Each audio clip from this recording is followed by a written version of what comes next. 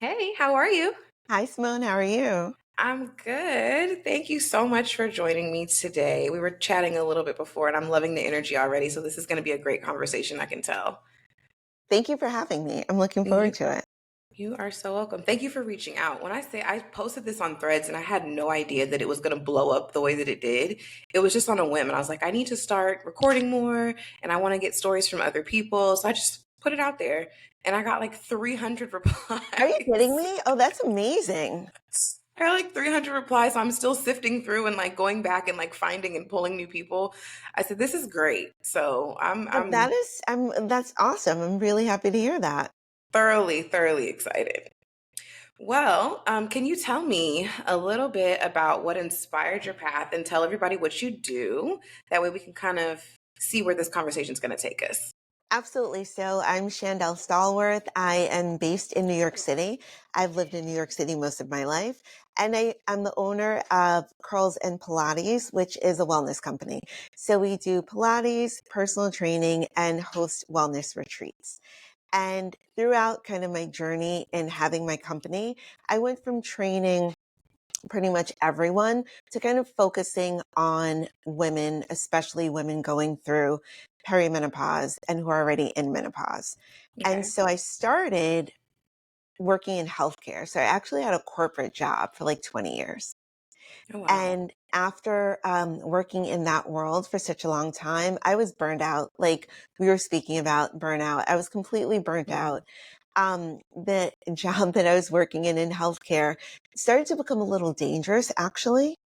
And Dangerous. yeah, I worked in the nursing home space. Okay. So I know you're like, how could a nursing home be dangerous? So I worked Well, I worked as director of therapeutic recreation in different nursing homes. And so we started to see, especially in New York City, a lot of mental health not drizzle, like trickle flood down. into the nursing homes, Yeah. flood in. And a lot of younger people, by young, I mean under 65. And then the mental illness was usually compiled with chemical addiction. And so you're dealing with, and they were mostly men. So you're dealing with a lot of mentally unstable men. And it just became dangerous. I said to my husband, what am I going to do next with myself? And he's like, well, you love Pilates. You're always talking about Pilates. Why don't you get certified? And got certified and opened up my company. Awesome. That is so cool. I love to hear that. So, with Pilates, where did you start? So, did you start teaching in your own studio, or did you start teaching somewhere else? So I started taking it like my son is turning 20 next year, early next year. You did I not like you have a started, 20-year-old son. thank you so much. I'll take that, put it in my pocket. Thank you. I started doing Pilates when he was like 3 years old. And I just started on my own with the DVDs, doing like mat Pilates in my living room when he would go to bed. And then I started looking at different studios. So when I started teaching, I actually started teaching Equinox, Okay. one of the Equinoxes on the Upper West Side of New York. And then pretty much it's studios across the city. And then when COVID hit, I had a lot of clients that I was teaching at different studios reach out to me and Mhm. say, hey, can we continue our work with you privately? Okay. So that's where I pivoted and went from teaching groups to teaching private clients. Nice. Nice. And I know that you mentioned perimenopausal women, and how did you end up focusing on that? And can you tell us what perimenopause is? Absolutely. So I started focusing on it because I'm in the thick of it. Okay. And I think once I realized that, first of all, I didn't realize it right away. So a little bit about what perimenopause is. So I know everyone has heard of menopause, and menopause is when you've actively not had your period for 1 year. Okay. Once you've missed a year of your cycle, you're officially in menopause. So perimenopause is the time leading up to that. And what happens is a lot of women have no idea they're in it because it can last from 7 to 10 years. Oh, And wow. yeah, right? That's So a long time. that's a very long time. And Black women enter into perimenopause earlier. That's what studies show. Hmm. So if you're a Black woman, you can see yourself entering into perimenopause in your late 30s, early 40s. The symptoms can start. And so I could have fully been in perimenopause for a few years, 1 or 2 years before I realized it. And as soon as I realized it, there just wasn't enough information out there for me. And so I said, okay, well, I need to start educating people. And especially if there was information, there was not a Black woman talking about it. Right. It was not specific to us. And we all know that our situations and our experiences are definitely unique compared to the Definitely. masses. Definitely. So actually, perimenopause affects Black women very differently than it does white women or any other woman of color. And there are a few different reasons behind that. But so back to your question, perimenopause can last from 7 to 10 years, and your body could be like the most common sign you're in perimenopause is if your periods are looking much different than they usually do. Are they, are you missing periods? Are they coming less frequently? Are they much, much heavier than they usually are? You can have heightened anxiety, hot flashes, night sweats that never happened before, brain fog, where you just feel like some women describe it, they're like, I think I'm going crazy because I just can't remember words. So brain fog is a big symptom. Heart palpitations. There's so many symptoms, but those are some Wow. of the most common that can let you know, okay, wait, let me check back in with my body and could this be happening with me? That is so interesting, especially because I know, as somebody who experiences PMDD, how do you know the difference between that and then, because you're saying these things, and I'm like, some of that sounds definitely familiar, but I know that I was diagnosed, my doctor said it was PMDD, especially in correlation with the ADHD, which is a whole nother thing. But like, there's no way, how do you know? I Other than think going to that the doctor. you can talk to your doctor, but unfortunately, what we're finding out is that a lot of doctors, they don't have training specific to this.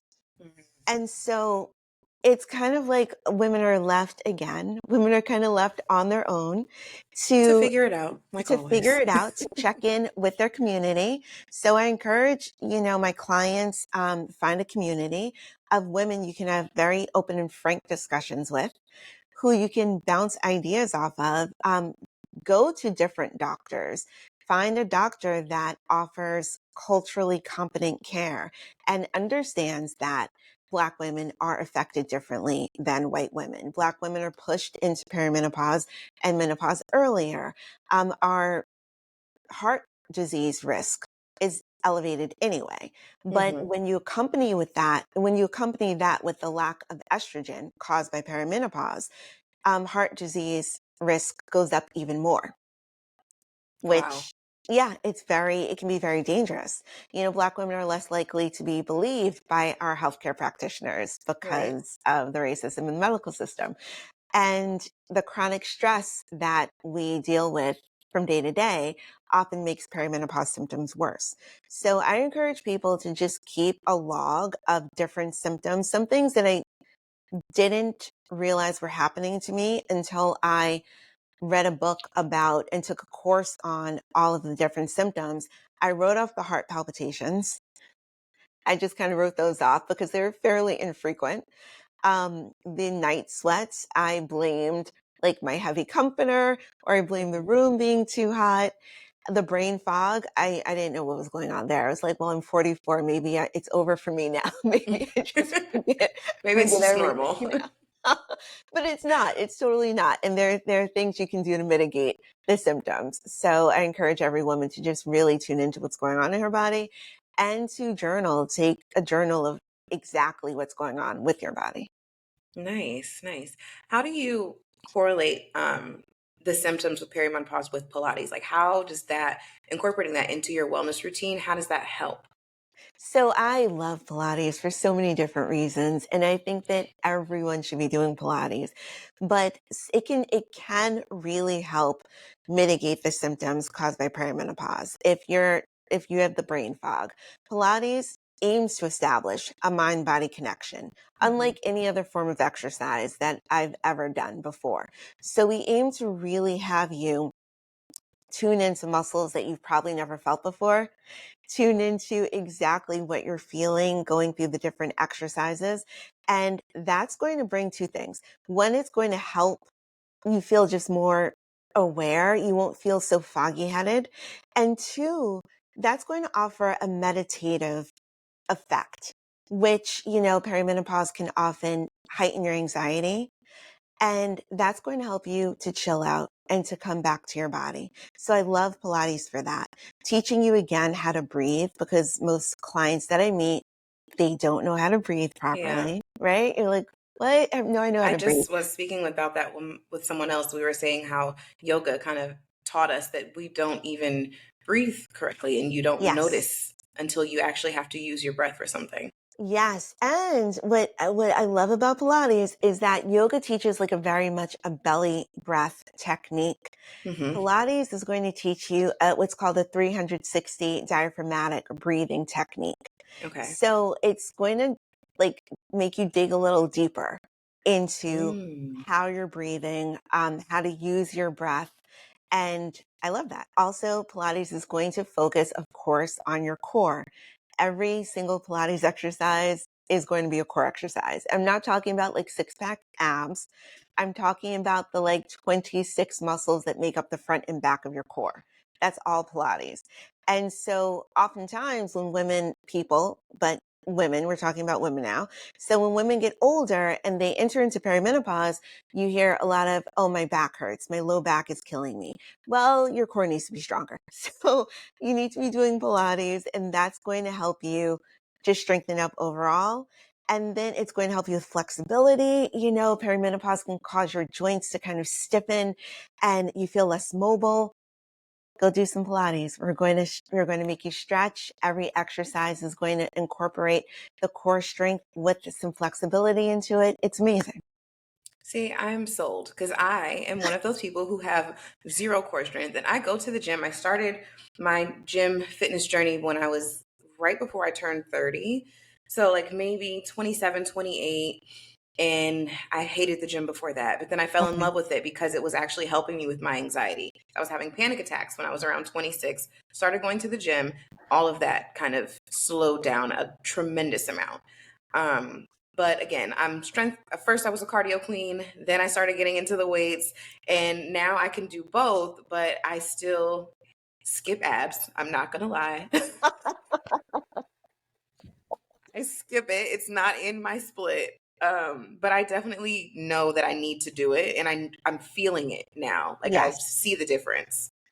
Yes. And I have to say, like, I focus on women in perimenopause, but I'm really all about women in every single stage of reproductive health. I recently, I'm in the process of becoming a doula.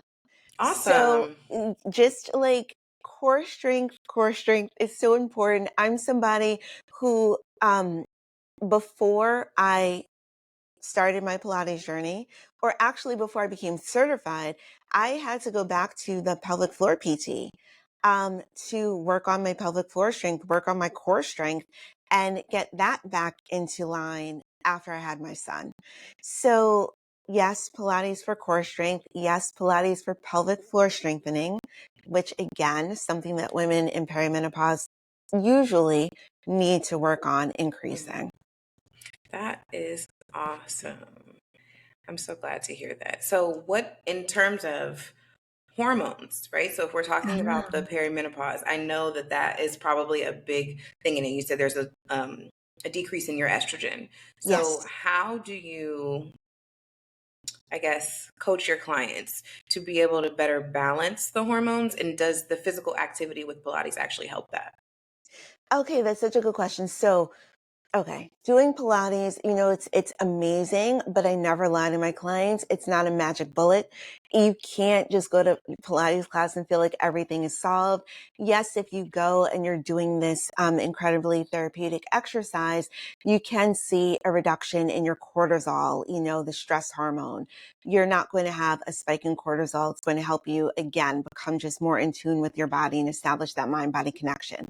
But what I encourage my clients to do is, because you can talk to your doctor about hormone replacement therapy, which is going to help you supplement your estrogen and progesterone. But not every woman needs that. Not every woman wants that. So there are things you can do to help regulate your hormones. And then I like to talk to my clients about doing that through nutrition. So I do have, I know you mentioned the grocery list. I do Mhm. have, if you go to my website, if you go to curlsandpilates.com, I do have a grocery list that you can print out. You can sign up. I'll send it to you. You print it out or you just keep it on your phone. And that is going to give you the foods that are most important to help regulate your hormones very naturally.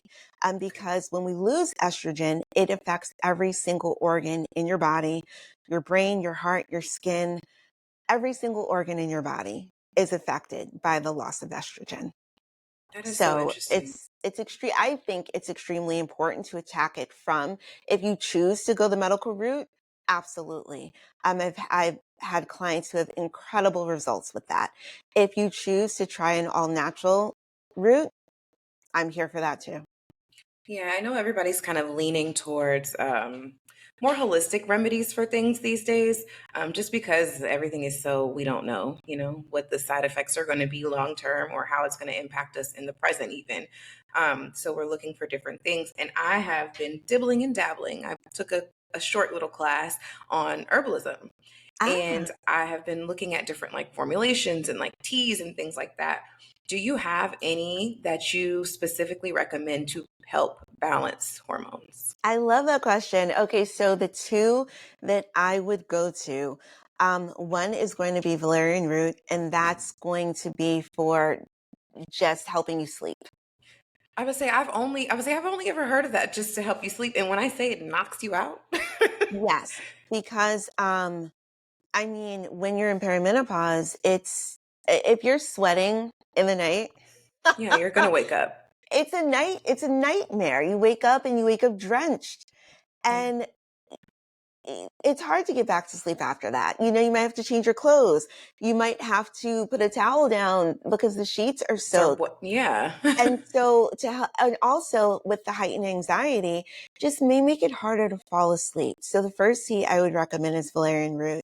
And then I also use red raspberry leaf tea. And that is Those going to support just your reproductive system. I know that for me, in perimenopause, my cramps have become worse than they've ever been in my life. I actually same. the cramping starts like a day or two before my period. It makes Yep, no sense. It makes it no doesn't. sense. And then the periods are like a crime scene, like bloody, bloody murder. And so the red raspberry leaf tea is just going to help support your reproductive system. That is so awesome because I actually was experiencing things like that. I had one day where I was cramping so bad that I was almost like shaking and sweating Oh because my I was goodness. in so much pain. And that had never happened before. And I was like, what is going on? Like, what did I do differently? So I'm like running Mhm. through, like, what did I eat? Did I take any supplements? Did I do? What did I do? Right. And I thought, well, maybe because I was on birth control for like 15 years of my life. And then I stopped when I got into my 30s. And I was like, I don't want to put all these hormones in my body anymore. And so I've been trying to find different things. But red raspberry is one that I praises are sung for red raspberry leaf tea. It is one that I keep in my cabinet and I have to replenish frequently for that reason, because it definitely does help. And I have the valerian root too, but I don't use it as much, which I should, but I don't use it as much. Only if you feel you need it. I do because, like you said, I have really bad anxiety at night, and like I can't turn my brain off to go to sleep.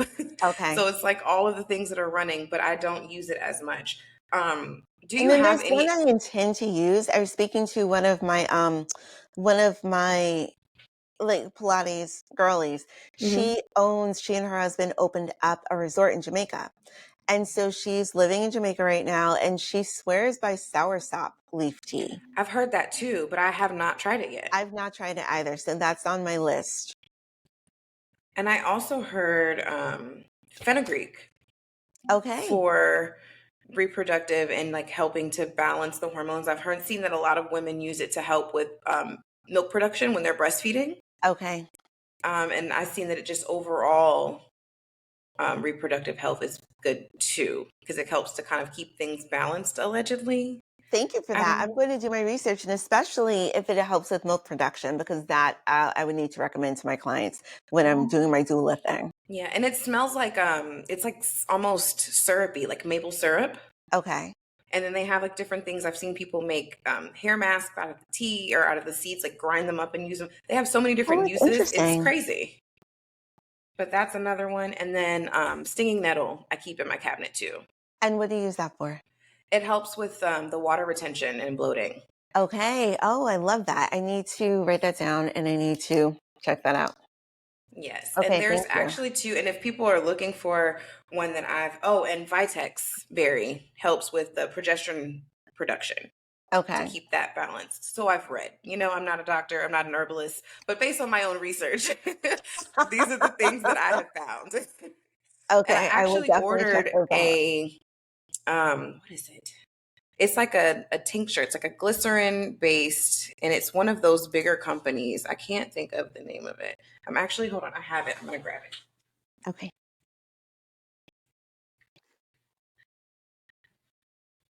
Here we go. So it's Mary Ruth's Organic Wellness and Menstrual Support Herbal Extract. Okay. What does it have?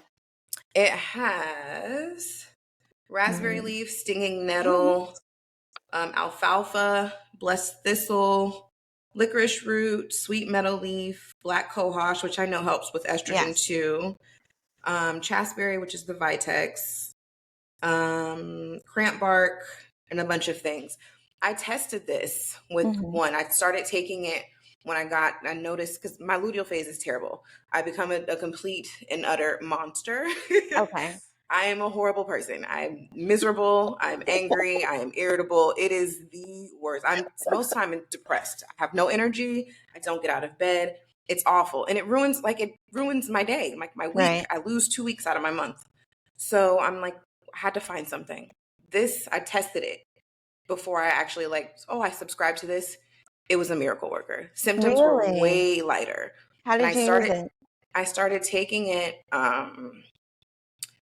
I want to say like a week before my cycle was due. So like maybe 7 days before. Okay. And I started taking it every day up until that point and then through my cycle it was completely different. Really? I'll give that a shot. Why not? Game changer. Okay. Thank you. Of course. See, that's what we're here for. We have to share the wealth. That's right. Whatever can help somebody, it may work for you, it may not, but it's worth a shot I love instead that. of pumping hormones and things like that. I don't want to do that. And I'm not somebody who knocks that, because like if I need it, then I would go there. I've had Hmm. clients again who've seen incredible results. It's nice to have options. Right. Absolutely. Because you never know. Okay. So since we're on the community thread, how do Yeah. you feel community? I know you mentioned it before during these transitional phases, like if you're going from perimenopause to menopause, or if you don't even know that you could be potentially going through perimenopause, how do you feel community plays a role in that? So I can speak to my experience and what made me start, like my Facebook group that's dedicated to women in perimenopause, and why I started doing the retreats is my mom passed away in, I went like last summer, last June. Oh, wow. And I think like most women her age, I'm generalizing here, but I think like most women her age, she did not realize perimenopause was a thing. And she did not talk about menopause. She didn't talk about anything like that. And so she's $3, one son. I don't think she spoke to myself or my two sisters about it. And if I think back to when she was my age, um, it makes sense to me where I can kind of see maybe she was experiencing certain symptoms. Um, and just see little changes that I noticed in her. That makes sense to me. But the women that I've spoken to who are currently going through perimenopause, they'll tell me the same story. Like, my mother did not speak about this. My grandmother did not speak about this, especially if they're Black, and, a woman of color. This just wasn't spoken about. And so when my mom passed, I said, you know what? It's extremely important to me to have community. And so, just like you create what you want to see. Hmm. So I became very intent and very focused about creating this community where there is no taboo on what we're speaking about. There's no shame in what's going on with our bodies, because every single woman is going to, if she lives long enough, she's going to go through this. Right. And it's going to look different on her than it looks on me, than it may look on you. And it's just really nice, and I think very important, to have other women who can commiserate with you, and who can just like you pulled out the tincture, like, this Hmm. has worked for me. If you don't have that community, you're out to sea by yourself, and it's incredibly lonely. Right. And difficult because you don't know. You're Yeah. kind of feeling in the dark. That is awesome. Are there any? So you mentioned too. I wrote this down. You said you started reading books. Are there any books that you recommend Oh goodness, that there are is. on Okay. perimenopause? What is it called? I don't even know where it would be. Um, there is a book, and I can't remember. Oh, it's called The New Menopause. Okay. And I believe that's right. Okay, let me just check that for you. Say if not, I can find it and I'll stick it in the show notes too, so people have access to it. Okay, no, it's called The New Menopause, and it is by Dr. Mary Claire Haver. And that book, I think, is amazing. What I appreciate about Dr. Haver, who's a white woman, I appreciate that she realizes and writes in the book that Black women go through this very differently. And she Mm. also acknowledges that the studies that have been done, not a lot of studies have been done on women in perimenopause and menopause, but the ones that have been done, very, very few of them include Black women. Yeah, that seems to be the case with a lot of things. But we're Unfortunately. working to change that. That's what we're here Absolutely. for. Absolutely. That's why we're talking about it. Yes. So, where do you see your self going? Where do you think your journey is going to take you? Do you think you'll venture off into the research side and promoting research and helping to expand the knowledge around this within the Black community? So I think that definitely, I know some amazing women who are in the doula space and who are working to help push legislation for Black women and doula care, and talking about the maternal mortality rate. So I could help with that. I think that where I shine is kind of bringing people together and creating space for people. Hmm. So I see myself maybe doing even more work through leading retreats, through having my Facebook group, through just helping to foster a sense of community and to bring education. I try to be very informative through my social media that I put out there. Um, that's where I see myself. Could it lead to helping push legislation? Absolutely. There are some women that I really admire who are doing that. That could be in my future. That's a great question. You never know. You have to see where the journey takes you, right? It's all very interesting, this journey. It's very interesting. With being, what made you want to be a doula? That's a good question. I think that and I don't know what this says about me. Again, my son is turning 20 in February. When I had him, I thought that doulas were very much for, if I even, honestly, I don't even know if I knew what a doula was. I knew what a midwife was. Hmm. I was 24 years old, and if I did know what a doula was, I probably thought that it was for either hippies, like ultra hippie, ultra It's very country, woo woo. crunchy, yeah.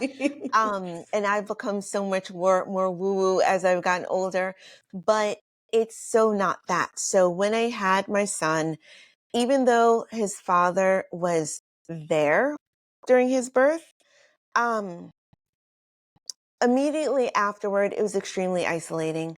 And I think no matter your support system, becoming a mother can be extremely isolating because Mhm. this is a journey you are kind of embarking on. You're embarking on it by yourself, not kind of. You You are the are. mother, and it's a very isolating journey. And I know that just taking him home, and they're giving you this baby, and you're like, well, you can't give me this Like, what child am to I take supposed to care. do with this baby? Exactly. Exactly. So the role of a doula is not so much for the baby. It is for the birthing person. It is for supporting this person. And I am somebody who wants to provide the things that I did not have. Whether it's I didn't know about it, didn't have access to it, I want to provide the support. So thank God, I'm very grateful that my birth story went as well as it possibly could have. My son was a preemie, 5 weeks early, but that notwithstanding, it went as well as it could have gone. It was very easy and very lucky to have that happen. The stories that I've heard, I have one girlfriend, one of my best girlfriends. She was all alone when she gave birth. Wow. And it breaks my heart because she ended up getting pushed to have a C-section. She had absolutely nobody there to support her, To nobody advocate for her. to advocate, to ask the doctor, hey, can we take 5 minutes and think about this? Nobody to help her afterward. I mean, I look to be that person for the women who are going through this now. And That's so there's a beautiful. wonderful thing. I live in New York City. Don't know if you know about New York City. Our mayor, I have nothing good to say about him. But So I've heard. You weren't the only one. aside from the fact that his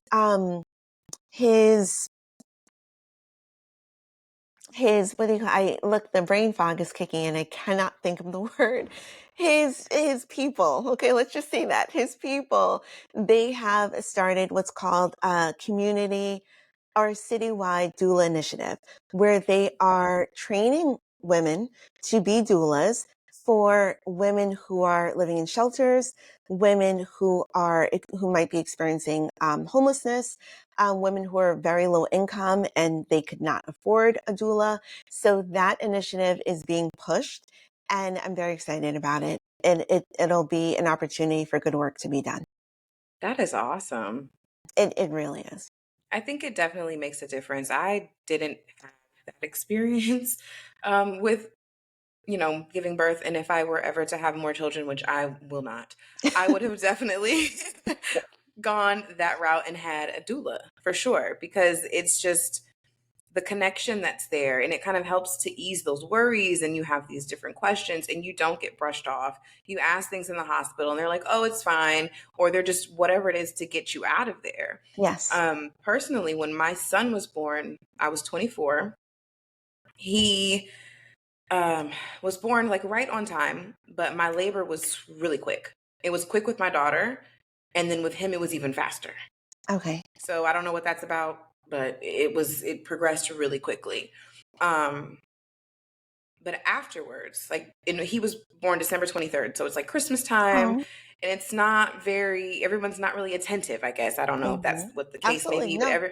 Yes. everybody wants to go home. Everybody's trying to be with their families. Yes. And my daughter was like 5, so she was ready to get to her gifts and stuff. So I noticed that day before we got discharged that my legs were a little more swollen than they should have been. But they were like, Okay. "Oh, it's fine. Like, it's normal edema. It'll go down. You're fine." So took him home, and I was just having these headaches.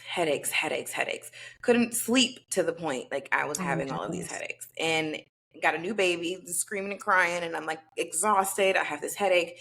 Then I woke up one night and I had this like splitting, unbearable pain like under my ribs. Didn't know what it was, but we were like, okay, we have to go because I've been having these headaches and now this pain. Go to the doctor. My blood pressure Mm, was like 220 over something crazy. And they were diagnosed me, you have postpartum preeclampsia. Had no idea that that was even a mhm. thing. That's And right. I didn't have issues with my blood pressure while I was pregnant or any issues previous to that. Even with my daughter, never had any issues. And then after that happened, and now I have blood pressure issues for the rest of my life. I don't know. But it would have been nice to know that that was a possibility or something to look Yes. out for. And so again, that's what a doula does. We provide education, prenatal education, postpartum education. Hey, here's what to look out for. Here are the possible things that could occur. And it's just that extra layer of support. So a really scary statistic is that in this country, it does not matter socioeconomic class. This is adjusted for socioeconomic class. The mortality rate for Black women is 3 to 4 times higher than it is for white women. That's believable, And 100%. it's very scary. And in New York City, it's 8 to 10 times higher. Wow. It's, I wonder why that is. It could be based on population, maybe? I don't know because We hope so. I mean, you would see that in multiple cities across the country. I don't know, but that's why this initiative was created in New York City because there is such a drastic problem, and when we're talking maternal mortality, we are talking about up to 1 year after you've had your baby. So it doesn't, you don't have to pass away as you're giving birth. It's, there is that time Complications that allowed. happen Yes, after. absolutely. Absolutely. And that's one of the big ones. So thank God you're okay. Yeah, it was really scary. I was actually hospitalized twice after he was born. The first spike, they admitted me for like a day or two. They gave me whatever it was that they gave me, IV, and then sent me home. It was like, okay, you should be fine. And then, Mm, like, maybe a couple days, a week later, I was back because it spiked again. And then they had to regulate with medication. They medicated me for like maybe a year or so after he was born, and then I didn't need it anymore. And then I okay. noticed a few years ago that I started having issues with it again. So I guess it's just a thing. It probably doesn't help that it runs in my family too, but it was Ah, really scary because if we hadn't gone to yes. the emergency room, who Yes. And knows? there's so many reasons that could keep a woman out of the emergency room, especially after she has this new baby. And that could be a matter of life and death. It's very scary. Absolutely. Well, And that's why just we're as a Black woman, grateful for like, people like you well, who thank want you to so be much. that And person. yes, yes, I just also, I can't state enough to really take care of your heart. Um, it is when they say that Black women suffer a higher incidence of heart disease. I have another one of my really good girlfriends, her friend. So this is somebody that I'm familiar with, but not really very friendly with. But one of her best friends. She was, I think, 42 years old. Her son was maybe, I think, 9. She walked him to school and she had a heart attack walking out of the school. Like it was heart disease. So whenever I hear about, high blood pressure, just please make sure that you are taking such good care of yourself because it is so scary how quickly something like that can happen. Yeah, it can escalate without even knowing. That's That's terrifying. the scariest part about heart disease. I'll tell you, I went when my mom passed away, and we're all over the place here, but I'm okay with that if you're okay with that. It's When fine. my mom passed away last June, I am not the oldest daughter, not the oldest of her daughters, but I'm kind of the eldest daughter, the one who everyone leans on, who Hmm. is just super responsible. And so in my just active keeping it together and taking care of everyone, diabetes runs in my family. So I am fighting diabetes with everything in me. I don't have it, don't want to have it.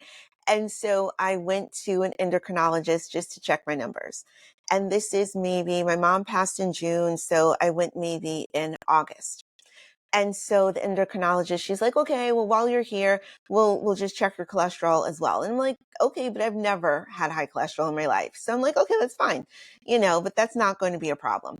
It comes back. My cholesterol had spiked since February, since my last physical, spiked. Hmm. And it was because of all the stress Wow. of what I was going. And that's why, heart disease is a silent killer, because I had no idea. I'm here just kind of grinding it out, doing what I have to do, keeping everything together, suffered this huge loss. No idea that my cholesterol had gone sky high. And that is another reason why everyone's like, oh, the self care movement, especially amongst Black women. Yes. But these are the reasons why, because we typically do, like you said, have those higher levels of stress. And if we don't find ways to mitigate that, it Yes. could be fatal. Absolutely. And you wouldn't even see it coming. Wouldn't even see it Terrifying, coming. terrifying, terrifying. Oh, Yeah. I think that's just another reason why community is so, it's unparalleled. You need your community. You need people there to support you. yes. Okay. Well, is there anything else that you wanted to highlight? Tell us about your retreat in June. Thank you so much. So I'm super excited. My retreat is going to be held, if you're in the Northeast, especially, it's especially easy to attend. It's going to be held in the Pocono Mountains at a yoga ashram. So it's this yoga Mm, ashram called the Himalayan Institute. It's beautiful, absolutely gorgeous. It is completely vegan and vegetarian. So if you attend, all three meals are taken care of for you. You will be treated to daily Pilates classes. It's held over a weekend in June from a Friday to a Sunday. You will okay. get a daily Pilates class. You will get a yoga class. You will have a workshop that's led by me, where we specifically talk about hormones and perimenopause and menopause. It's not just for women in perimenopause. If you are in menopause, we welcome you. And it'll just be a wonderful chance to build community. There will be a bonfire night where we're literally just sitting around a bonfire by a lake roasting s'mores. It's going to be an incredible experience, and you can go to my website, curlsandpilates.com, to sign up. Awesome. Thank you. I'm going to check that out for myself. Had me sold. You said mountains, Pilates, Right? yoga. And I'm the sold. beauty of a retreat is that you can choose, we're offering a daily Pilates class. If you wake up and you're like, oh, Chandel's not seeing me in Pilates this morning, that's absolutely fine. You get to pick and choose exactly what you want to do. It's a retreat to come back to yourself, to rest and relax. I went out there in May of this year. And when I tell you, Simone, I had the best night's sleep I've had in a long time. When I tell you, it's one of those places where they have quiet time, because it is a yoga ashram. So they Hmm. ask you to be quiet. I think it's after 9 p.m. Hmm. You hear nothing when you go to sleep. That's beautiful. Nothing. It is the How most often do we get beautiful. that? I live in New York City. I don't Oh, so get, yeah, you don't get that at all. don't get that. It's going to be an incredible time. Awesome. Well, thank you so much. I'm so excited. And I've been starting to ask everyone before we wrap it up, if there was one thing that you could leave with your clients, with Okay. your for either with your doula, if you're when you get there, or when you with your Pilates clients, what would you want the one takeaway to be from their experience with you or their time with you? So the What do you one want them to takeaway I hold on want to? every woman who's allowed me to teach her something is to prioritize yourself, because you're the only one who can do that. I know that I am super guilty of being the ultimate daughter, the ultimate wife, the ultimate mom, the ultimate employee, or now, my own company, the ultimate just worker. And Chandel falls down to the bottom. And that's when you get sick. That's when you just could fall down. And if you are not okay, everyone who depends on you is going to fall down.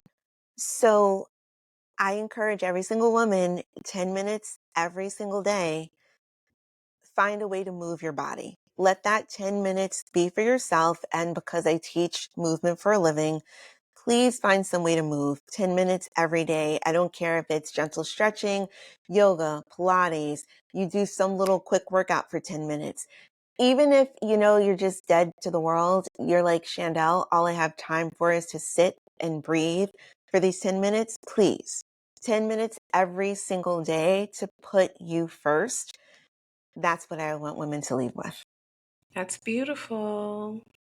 Thank you so much. Thank you, Simone. This was so enriching. Like, I feel so full right now. I'm so happy. I'm so happy to have met you and have this chance to talk to you. You're doing amazing work. And Thank you. thank you for the work that you do. Thank you so much. Thank you. Thank you. It took me a long time to get out there and just I do think it. you got there when you needed to get there. It happens And in its own time. exactly. Beautiful.